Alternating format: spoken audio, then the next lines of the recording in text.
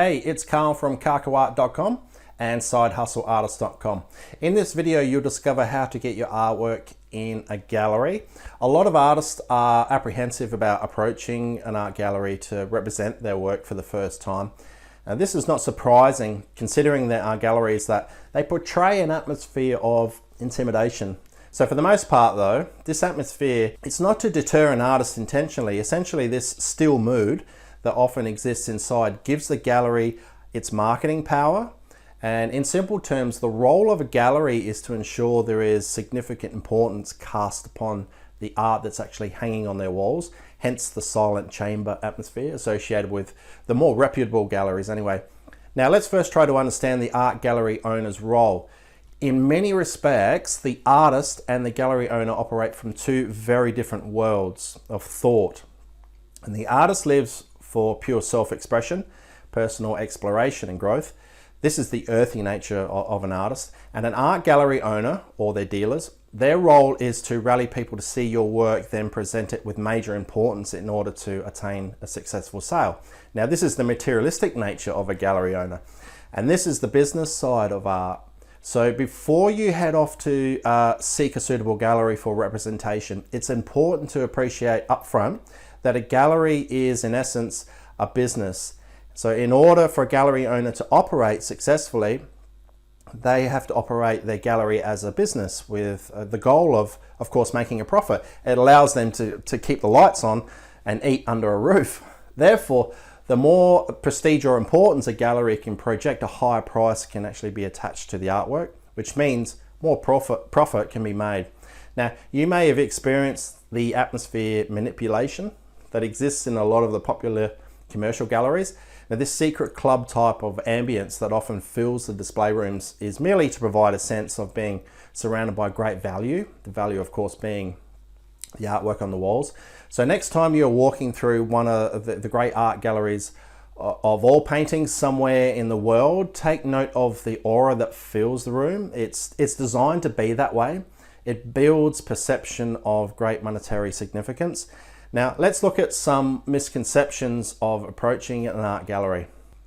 One misconception that some artists have with approaching an art gallery is the idea of not being worthy enough because they don't possess an art degree, or they need to have had their face on 5 art magazine covers. And there's no doubt that a lot of galleries want to represent established artists, but essentially an art gallery will look at your work and they'll assess it as to whether what you paint will sell, and if there's a potential for them to sell it and within their business and make a profit. They're not really interested in your artistic achievements or your competition ribbons. Therefore, your primary goal should really be to assess as to whether you have made enough distinctive development in your art. Now, if you feel you have, then you're ready for approaching an art gallery to hang your work, regardless of how many awards or how much formal art education you've had to your name or have to your name. Despite what you may be concerned with about approaching an art gallery, the worst thing that they are going to say is, "I'm sorry, your work is not suitable for our gallery." That's it. No harm done. So try not to take it personally. The gallery owner has a vested interest in providing work that suits a particular clientele base, and chances are the gallery owner or dealer could well suggest another gallery that is more suitable for your work. So how do you approach an art gallery? The first step you need to take is to seek out a gallery that carries similar work to yours. It's probably not a good idea to get the attention of a gallery that hangs all landscapes if you're marketing grunge abstract art. You'll just be wasting your time and the gallery owner's time as well. So consider seeking out a gallery that is in line with your style and your expression. Also consider similar sizes and price points. Ask yourself, is there room to grow in this gallery and a chance to be able to raise your prices if the opportunity should arise? You want to make sure there is room for growth, essentially. The most obvious way to discover if an art gallery is suitable for your work is to simply go and visit as a potential customer or pretend customer. That way you'll get a feel for the gallery, the clientele working through the doors, and you'll witness the overall presentation of the gallery and all its staff. There really is no official set procedure you need to follow when you are going to approach a gallery. while some galleries are quite laid back and don't mind the cold canvas approach, there are many galleries that much prefer to arrange an appointment to speak with the gallery owner or the dealer. Now, do not ever first contact the gallery by email. I'm telling you this from experience, I admit it. I got lazy and I thought, what the heck, I'll send an email. It will save me making another phone call, and then I can send pictures as well. It's not a wise move. By using the email contact approach, you stand a very big chance of being ignored. I don't really go for the cold canvas approach of walking in unannounced either. But if this suits you, then why not test it out? But what I recommend you do first is approach your gallery of choice via telephone, or organize a time that's convenient with the gallery owner.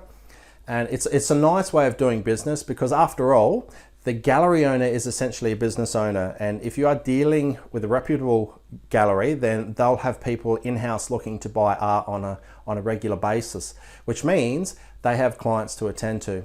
And quite often, they don't have the time to stop and attend to you when you walk through their doors unexpectedly with your paintings under your arm. I have a colleague who owns a gallery, and he once mentioned to me in conversation about how much busier his gallery is getting on the weekends. So the big tip here is maybe don't arrange to meet with a gallery owner on weekends. They are simply too busy to consult with artists looking for representation. Now, here are some tips for meeting with the gallery owner. Now, when you eventually arrange a meeting with a gallery owner, just be yourself and listen to how they operate their business. The real goal is not to inundate them with your portfolio or hand them business cards and show off your social media profile. The real goal is to simply see if a relationship can be established. And you'll gain a lot more from listening and asking questions than you will by going in with the mindset of trying to get a good deal. And maybe forget about trying to secure a solo exhibit right off the bat. Just try to get some of your work hung on a commission basis to begin with. By simply concentrating on that, you begin to acclimatize yourself to the wheeling and dealings of having your art represented by a gallery. And keep in mind that many galleries will take anywhere up to 50% commission. In fact, if they take any less than 30%, I'd be a little wary about their ability to market and promote artwork that they have inside. Creating a marketing buzz requires a reasonable budget, hence the reason why so many galleries will take anywhere from 30% to 50% commission from the sale of each piece of artwork.